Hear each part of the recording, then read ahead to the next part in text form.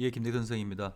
자, 2023학년도 수능특강 개념학습 8번째 나와 있는 춘향가 하나고요. 수정가 박재삼님의 글을 하나 보도록 하겠습니다. 박재삼님의 글은 어쨌든 간에 조금 눈여겨볼 필요가 있는 사람입니다. 아직 수능에 나온 적은 제 기억으로는 없는 것 같은데 곧 한 번은 볼 만한 분이니까 잘 좀 봐두시면 좋을 것 같고요. 아마 이렇게 두 가지가 묶인 것은 고전의 차용 때문에 그런 것 같습니다. 고전에서 모티브를 가지고 와서 그것이 현대적인 어떤 문학으로 재변용된 예를 보여주는 것 같은데요.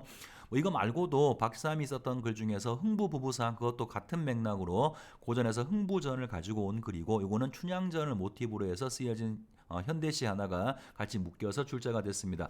해제부터 읽고 일단 지문을 볼 텐데 사실은 춘향전 정도야 글쎄 한국 사람 중에서 춘향전을 모르는 사람이 있을까 싶어요. 그죠? 다 알만한 글이긴 한데 어쨌든 간에 읽어 나가면서 필요한 부분이 있는지 확인을 해보고 차근차근 진행해 보도록 하겠습니다. 자, 우선 해제부터 먼저 보실게요. 자, 이 작품은 판소리계 소설 중에 하나로 판소리계 소설이다 이거 딱 아는 순간 우리는 두 가지를 좀 염두에 두셔야 됩니다. 다른 걸 보다가 판소리계 소설은 서술자의 개입이라고 하죠. 자, 이런 부분이 다른 일반적인 고전 소설보다는 많이 나온다고 볼 수, 개념이라고 적었네요. 개입입니다. 서술자의 개입이 다른 소설보다는 많이 나온다라고 볼 수가 있고요. 또 하나는 판소리였을 때 창이었던 부분이 글 속으로 들어오면서 운문체가 나오는 경우가 있어요. 운율이 있는 이게 서사문학임에도 불구하고 운율이 있는 운문체가 나오는 경우가 있으니까 이런 것들 혹시 있으면 찾아보도록 하겠습니다. 다시 보시죠. 이 작품은 판소리계 소설 중에 하나로 춘향과 이몽룡의 사랑을 그려내고 있다. 이 작품에서 조선시대에 중시한 유교 이념 중에 하나인 열이 주인공인 춘향이 이몽룡에 대한 절개를 지키는 모습을 통해서 드러나 있다. 자, 절개라는 말이에요. 절개 사상이 드러나 있다. 이거는 표면적인 주제라고 볼 수 있고요. 자, 동시에 당대 민중들이 지녔던 사회적인 염원. 자, 이제 이게 이 글의 이면 속에 들어 있는 건데 이게 평민문학이죠. 당대 평민들이 가지고 있었던 어떤 소망들이 이 글을 통해서 드러난다는 것인데 춘향과 이몽룡의 신분을 뛰어넘은 사랑과 신분을 뛰어넘은 사랑 요 말을 다르게 표현하면 춘향의 결과적으로 나중에 양반과 결혼해서 임금으로부터 어떤 관직까지 받게 되는 여자로서 어떤 품계까지 받게 되는 그런 상황이 되는 거니까 다른 말로 표현하면 신분 상승 욕구라고 말할 수도 있어요. 신분을 뛰어넘는 사랑을 당대 민중들의 욕구를 가지고 다시 다른 말로 바꿔본다 그러면 신분 상승 욕구라는 말로 표현할 수도 있습니다. 자, 그 다음 또 보시죠. 탐관오리 변학도에 대한 징계, 당대 백성들을 괴롭혔던 탐관오리에 대한 징계를 통해서 드러나 있다. 그럼 여기까지는 이 글의 표면상의 주제 하나하고 이면상에 드러나 있는 주제 두 가지를 말하고 있죠. 자, 이 작품은 19세기에 크게 유행하였고 현재까지도 현대시 드라마 뭐뭐 등에 재창작되고 있다. 그 중에 하나가 오늘 볼 수정가가 되겠죠. 자, 두 번째 수정가에 대한 해제를 보겠습니다. 이 시는 박재삼의 첫 시집인 춘향이 마음에 실린 연작시 중의 하나이다. 전통문학 춘향전의 내용을 차용하고 있는데 일단 문학적인 의미 하나 나왔죠. 전통문학에 대한 차용이라는 겁니다. 특히 춘향의 서방님을 향한 간절한 마음을 가장 잘 형상화하고 있다는 평가를 받고 있다. 시행의 길이가 긴 산문시의 형태, 표현상의 특징, 산문시의 형태를 취하고 있답니다. 산문시의 형태를 띠고 있으며 을래, 을까, 나와 같은 종결형의 반복, 자, 종결 어미의 반복이 보이는 것도 뭔가 약간 예스럽죠. 예스러운 종결 어미를 반복하는 것도 표현상의 특징이라고 볼 수 있고, 자, 이런 반복을 통해서 춘향의 마음을 헤아리는 방식을 취하고 있다. 그러니까 화자는 춘향이가 아닙니다. 화자가 춘향이의 입을 통해서 말하고 있는 게 아니고요. 춘향이를 바라보는 화자의 모습을 말하고 있는 거죠. 화자가 춘향이의 모습을 보고 우리한테 그 춘향이의 마음이 이런 마음일 거다라고 말해주고 있는 겁니다. 가끔 이 시를 읽으면서 이 시 전체가 춘향이 하는 말이라고 오해하는 사람이 있는데 아닙니다. 춘향이가 말하는 게 아니고요. 춘향을 바라보는 화자가 독자들에게 춘향이는 이런 마음이었을 거다라고 알려주고 있는 그런 형식을 취하고 있어요. 자, 마지막 동시에 감각적 이미지를 동원하여 감각적 이미지 시에서는 보통 쓰이고 있지만 이 글은 좀 많이 독특한 도드라진 모양입니다. 감각적 이미지를 동원하여 춘향의 내면을 섬세하게 그리고 있다. 그럼 일단 두 작품의 큰 틀은 잡은 것 같고요. 자, 이제 춘향전을 읽어 나가면서 필요한 부분들 설명을 드리도록 할게요. 자, 사령과 간노가 뒤섞여서 춘향 집 앞에 당도하니 아마 요 상황은 변학도가 자신의 말을 듣지 않는다고 자신의 부하들을 시켜서 집에 있는 춘향이를 잡아오라고 시키는 그 장면 같습니다. 자, 이때 춘향이는 인물 나왔고요. 이때 춘향이는 사령이 오는지 관노가 오는지 모르고 밤낮으로 도련님 생각을 하여 우는데 망측한 환을 당해. 자, 나쁜 일이죠. 지금 도련님이 그리워 죽겠는데 그 상황에서 변학도까지 나를 괴롭혀 그런 환을 당해 놓았으니 소리가 합평할 수가 있으리요. 춘향이의 소리가 합평할 수가 있으리요. 누가 봤을 때 서술자가 봤을 때 그렇죠. 이런 것이 서술자의 개입이고요. 이 글 속에는 굉장히 여러 군데에서 보이게 될 겁니다. 소리가 합평할 수가 있으리요. 남편 읽고 독수 공방하는 계집아이라 청승이 들어 자연히 슬픈 목소리가 되었으니 보고 듣는 사람의 심장인들 아니 상할소냐 누가 보니까 또 역시 서술자가 보니까 그런 거죠. 서술자의 개입입니다. 님 그리워서 서러운 마음 입맛 없어 밥도 못 먹고 잠자리가 불안하여 잠 못 자고 도련님 생각 오래되어서 마음이 상했으니 피골이 상접했다. 양기가 세진하여 진양조란 울음이 되어서 자 진양조 노래 중에 하나죠. 그죠? 판소리 가락 중에서는 가장 느린 가락이 진양조니까 아마 지금부터 나올 춘향이의 노래도 뭔가 슬픈 내용을 담고 있는 그런 걸 겁니다. 자, 한번 보시죠. 춘향이가 부르는 노래입니다. 갈까보다 님을 따라 갈까보다 AA, BA 구조 쓰고 있고요. 천리라도 갈까보다 말리라도 갈까보다 비바람도 쉬어 넘고 날진 수진 다 새들을 얘기하는 겁니다.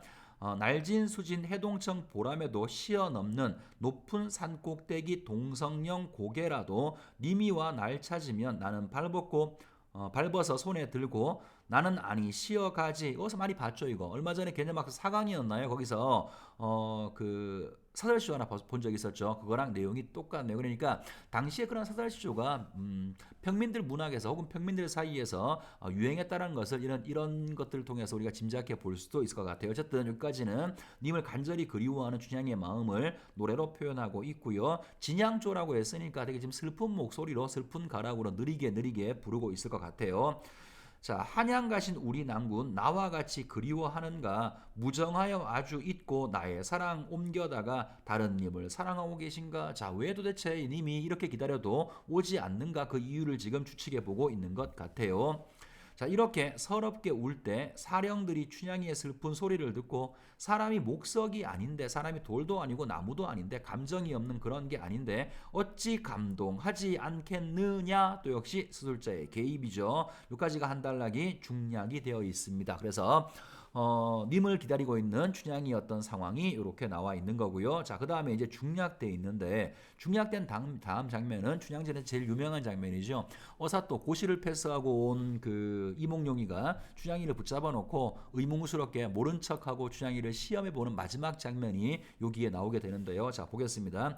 저 계집은 무엇인고 형리가 말하기를. 자, 이미 다 알고 있는 거죠. 이몽룡은 이미 다 알고 있는데 모른 척하면서 저 계집이 누구냐고 형리한테 지금 묻고 있는 겁니다. 그러니까 이런 캐릭터를 보면 의문스럽다라고 하죠. 모든 걸 다 알고 있는데 모르는 척하고 있는 겁니다. 의문스럽게 물어보니까 형리가 말하기를 기생올매의 딸인데 간청에 포악한 죄로 자 뭔가 사또의 말을 듣지 않은 죄로 옥중에 있습니다. 무슨 죄인가? 형리가 말하기를 본관 사토 수청 들라고 불렀는데 수절이 정절이라고 수청 안이 들려고 하고 사또에게 악을 쓰며 달려든 춘향입니다. 그러니까 지금 여기 보시면 형리가 어떤 역할을 하고 있냐면 정보 전달자로서의 역할을 하고 있죠. 어사또한테 제가 지금 어떤 죄로 여기에 갇혀 있습니다라고 알려주고 있고요. 여기다가 어떤 자신의 주관을 개입하고 있지는 않습니다. 이러이러한 사유 때문에 갇혀 있다라고 객관적인 정보만을 전달해주고 있어요. 자, 그 다음 부분. 어사또가 분부하되 네가 수절한다고 간장에게 포악했으니 살기를 바라겠느냐. 죽어 마땅하되 내 수청도 거역할 거냐. 자, 농담 삼아 시험해 보는 거죠. 진짜로 네가 정죄를 지키는 거냐 시험해 보는 겁니다. 그러니까 춘향이가 기가 막히게 하는 말이 내려오는 간장마다 모두 명간이로구나. 이거 유명한 구절이죠. 되게 훌륭한 관리들이로구나. 반어법 쓴 겁니다. 사또라는 놈도 개차반이더니 믿었던 어사또도 이 모양이구나. 반어법을 쓴 겁니다. 어사또 들으시오. 층암 절벽 높은 바위가 높은 바위가 바람이 분다고 무너질 것이며 청송 녹죽 푸른 나무가 눈이 온다고 변하겠습니까? 서리법 쓰고 있죠. 선생님이 지금 동그라미 친 거 바위하고 푸른 나무는 절개에 있는 춘향이의 모습을 비유하는 걸 거고요. 그 다음에 바람이 분다 혹은 눈이 온다 이것은 시련 고난이죠. 그러니까 난 어떠한 시련 고난에도 누가 나를 유혹한다고 하더라도 내 절개는 변하지 않을 거라고 하는 것을 이러한 표현을 통해서 드러내고 있는 것 같아요. 자, 그런 부부 마옵시고 어서바삐 죽여주시오 하면서 향단아 서방님 어디 가시는지 봐라. 어젯밤에 옥 문간에 와 계실 때 천만 당부하였는데 어디를 가셨는가? 나 죽는 줄 모르는가? 어젯밤에 어사또가 거지가 되어서 왔을 때 춘향이가 뭘 당부했냐면 내가 내일 죽을 거니까 내가 죽으면 죽을 때 옆에 와 있다가 내가 죽을 때 내 시체를 좀 잘 처리해 달라 그 부탁을 했는데 지금 자기 난군이 보이지 않는 상황이죠. 그래서 난군을 찾고 있는 모습이 하나 나왔고요. 자, 이때 어사또가 분부하되 얼굴 들어 나를 보라 하시니 춘향이가 고개를 들어 위를 살펴보니 거린으로 왔던 어젯밤에 거지로 왔던 난군이 분명 어사또가 되어서 앉아 있구나. 반 웃음 반 울음에 얼씨구나 좋으시고 어사난군 좋으시고 남원 읍내 가을이 들어서 떨어지게 되어서 자 남원 읍내에 가을이 들어서 변사또의 폭정 같은 거 혹은 춘향이 개인적으로 본다면 어떤 시련 고난 때문에 내가 죽게 되었는데 객사에 봄이 들어서 좋은 일이 생겨서 이하춘풍이 날 살렸구나. 이하춘풍 아마도 어사또를 가리키는 말인 것 같죠. 이몽룡이가 나를 살렸다나 꿈이냐 생시냐 꿈을 깰까 염려로다. 한참 이렇게 즐길 때 춘향의 어미가 들어와서 춘향 어미 이름이 월매죠. 춘향의 엄마가 들어와서 끝없이 즐겨하는 말이 어찌다 설하하랴 어찌다 말로 할 수 있겠는가. 역시 서술자의 개입입니다. 자, 다음 부분. 춘향의 높은 절개 광채 있게 되었으니 어찌하니 좋겠는가. 어사또가 남원의 공무를 다 마친 후에 춘향 모녀와 향단이를 서울로 데려갈세. 자, 이제 이런 거죠. 드디어 이제 출세합니다. 저 시골에 살던 이 가족들이 이제 남자나 잘 만나가지고요. 어쨌든 간에 춘향의 이런 절개를 지킨 대가라고 볼 수 있겠죠. 그 시험에 빠지지 않은 대가로서 드디어 이제 정식 부인이 되어서 서울로 올라갑니다. 자, 위의가 모습이 찬란하니 세상 사람들이 누가 아니 칭찬하랴. 이때 춘향이가 남원을 하직할 때 영기하게 귀하게 되었건만 고향을 이별하니 일휘일비 슬프기도 하고 기쁘기도 한 걸 아니 일희일비가 아니 되겠느냐. 기쁘기도 하고 슬프지도 않겠느냐. 그러니까 이 부분에서는 이제 또 하나 시가 하나 나오게 될 텐데 여기서는 아마도 고향을 떠나는 춘향이의 아쉬운 마음이 표현되어 있을 겁니다. 자, 읽어보겠습니다. 놀고 자던 부용당아 너 부디 잘 있거라. 우리 집아 잘 있거라. 강한루 오작겨며 영주각도 잘 있거라. 봄풀은 해마다 푸르건만 떠난 객은 돌아오지 않는다고 이른 시 나를 두고 이름이라. 그러니까 보세요. 고향을 지금 떠나고 있는데 다시 돌아올게 이런 말 하는 게 아니죠. 재회를 기약하고 있는 것이 아니라 다시는 못 돌아올 것 같으니까 그 아쉬움을 지금 표현하고 있는 겁니다. 재회의 기약이 없어요. 자, 마저 보죠. 다 각기 이별할 제 길이길이 무고하옵소서. 다시 보기 기약 없네. 고향을 떠나는 아쉬운 마음을 표현하고 시가 끝났습니다. 가끔씩 보시면 계속 이렇게 그 글 속에 긴 산문 속에 춘향이 하는 말이 시의 형식으로 운문으로 포함되는 것들이 있죠. 이런 것들이 뭐 여러 가지 기능이 있습니다만 그 중에 하나가 산문의 단조로움을 피하는 것. 뭔가 되게 지루한 글을 읽다가 짧은 글이 나오니까 산문의 단조로움을 피할 수도 있고요. 인물의 정서나 상황 혹은 내면 심리를 집약적으로 보여줄 때도 흔하게 사용되는 그런 표현 가운데 하나라고 볼 수가 있습니다. 자, 다음으로 가죠. 자, 이때 어사또가 자도와 우도를 습들을 순찰하며 민정을 살핀 후에 서울로 올라가 임금께 절을 하니 판서 참판 참의들이 입시하시어 보고서를 살핀다. 뭐 춘향의 일까지 포함되어 있는 그런 보고서를 쭉 받겠죠. 임금께서 크게 칭찬하시면서 즉시 이조 참의 대사성을 봉하시고 누구한테 이몽룡한테 높은 벼슬을 주시고 춘향으로 하여금 정렬 부인을 봉하셔서 임금이 직접 정렬 부인이라고 하는 쉽게 말해서 관직 같은 걸 준 겁니다. 물론 이게 여자가 그 뭐 임금 앞에 나가서 관리가 되진 않겠지만 임금이 부여한 어떤 그러한 상이라고 볼 수 있을 것 같아요. 정렬 부인을 봉하신다. 은혜에 감사드리고 물러나와 부모께 배우니 성은을 못 잊어 하시더라. 그러니까 이런 부분에서 이미 서로 올라올 때부터 결정이 된 것이지만 임금한테까지 인정을 받고 임금한테까지 상을 받은 거죠. 이런 부분에서 이 글의 이면적인 주제 신분 상승 욕구라고 하는 당대 평민들의 욕망이 글 속에 반영되어 있다라고도 볼 수가 있다라는 겁니다. 자, 다 맞아보죠. 이때 이조판서, 호조판서, 자의정, 우의정, 영의정 다 지내고 누가 이몽룡이가 다 지내고 퇴임한 후에 정렬 부인과 더불어 100년 동락할세 정렬 부인에게 삼남삼녀 두었는데 모두 총명하고 그 부친보다 낫더라. 일품 관직이 대대로 이어져서 길이 전하더라. 마지막은 후일담이라고 하죠. 이렇게 해서 해피엔딩으로 다 이야기가 끝났다라고 하고 글이 마무리된 겁니다. 자, 춘향전 하나 봤고요. 자, 두 번째는 이러한 춘향전 고전을 모티브로 차용해서 새롭게 변형 창작한 수정가라고 하는 박재삼이 현대신 하나 볼 겁니다. 자, 읽겠습니다. 집으로 치자면, 자, 집으로 비교한다면, 집으로 친다면 이런 말이죠.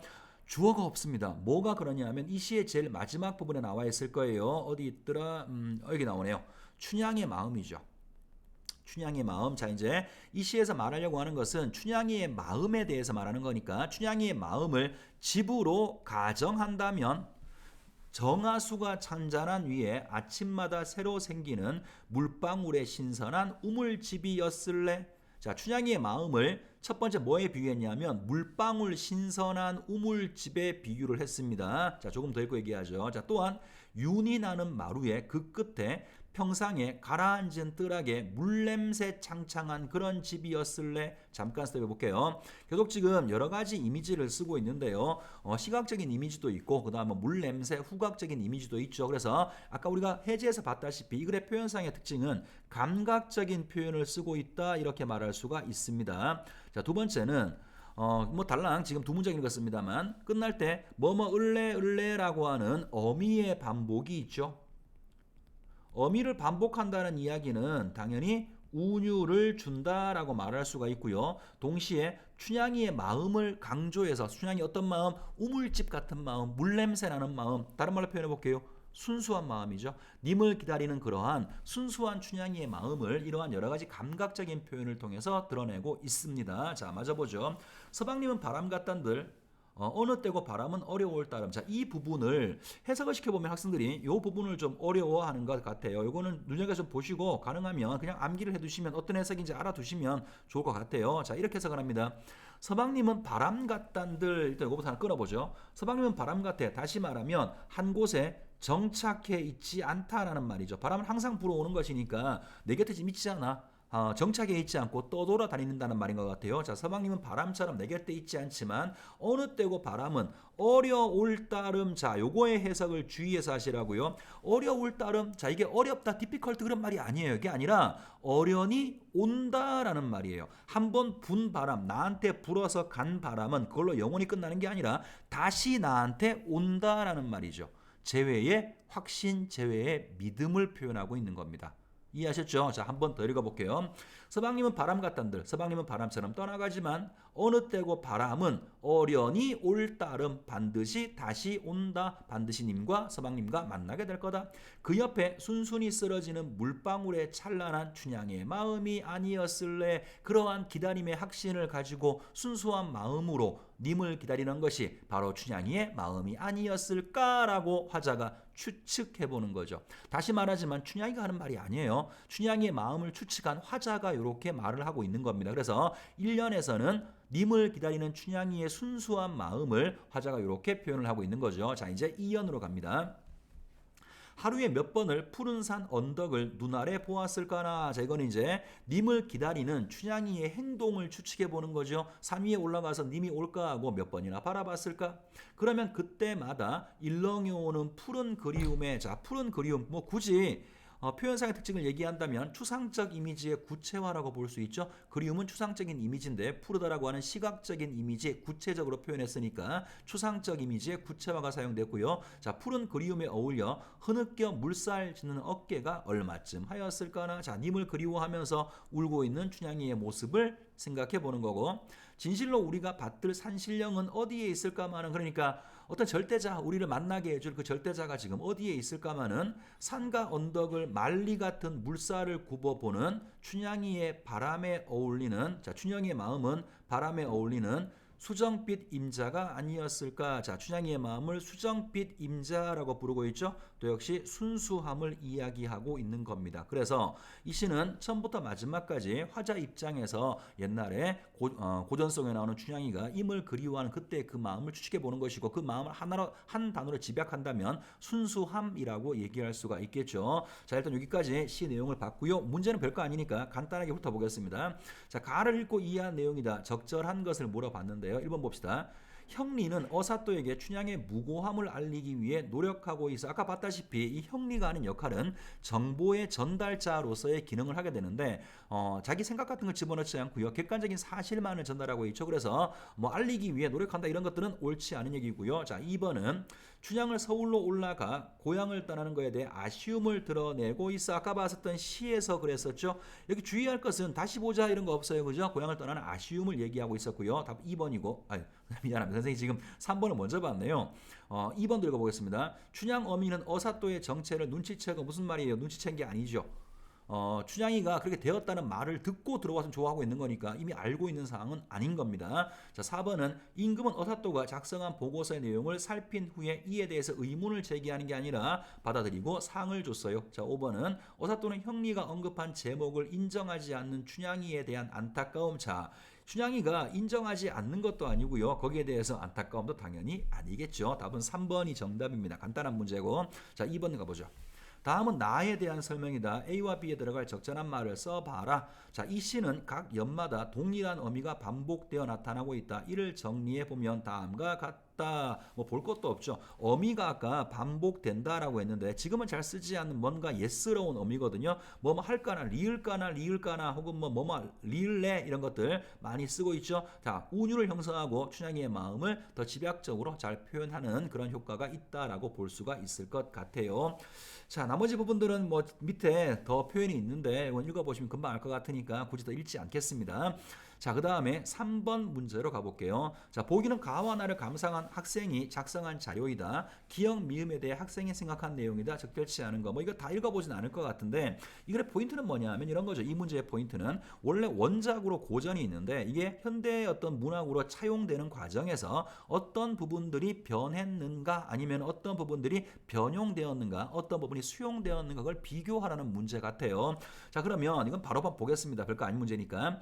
뭐 여러 가지 비교하고 있는데요. 갈등 양상 이제 얘를 가지고 한번 비교해 보도록 하겠습니다. 갈등 양상 니은입니다. 니은을 가지고 비교해 보면 2번을 보세요. 뭐가 되는지 찾아보시기 바랍니다. 가에서 춘향은 멀리 떨어져 있는 낭군의 변절을 의심하고 있다고요. 자, 낭군의 변절을 의심하고 있다. 글쎄요.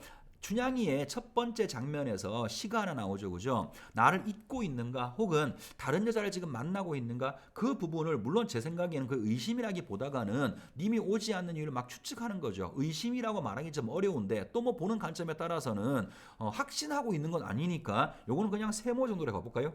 의심하고 있는데 반해서 나에서는 춘향은 산신령의 초월적 힘에 기대어 낭군의 절개를 확신하고 있다. 초월적 존재에 기대어 확신 이런 걸 아예 전혀 글 내용과 관련성이 없으니까 가의 앞부분을 뭐 이런 맞다라고 해석을 한다고 하더라도 뒷부분은 옳지 않다라고 말해야 되겠죠. 답은 2번이고요. 나머지 것들은 여러분 읽어보시는데 아까 말씀드린 것처럼 포인트는 어떤 부분이 어떻게 차용되고 어떻게 변형되었는가 이제 그걸 묻는 문제니까 한 번쯤은 확인을 해볼 필요는 있어 보입니다. 자, 이 강의는 이렇게 정리하겠습니다. 자, 수고 많았습니다.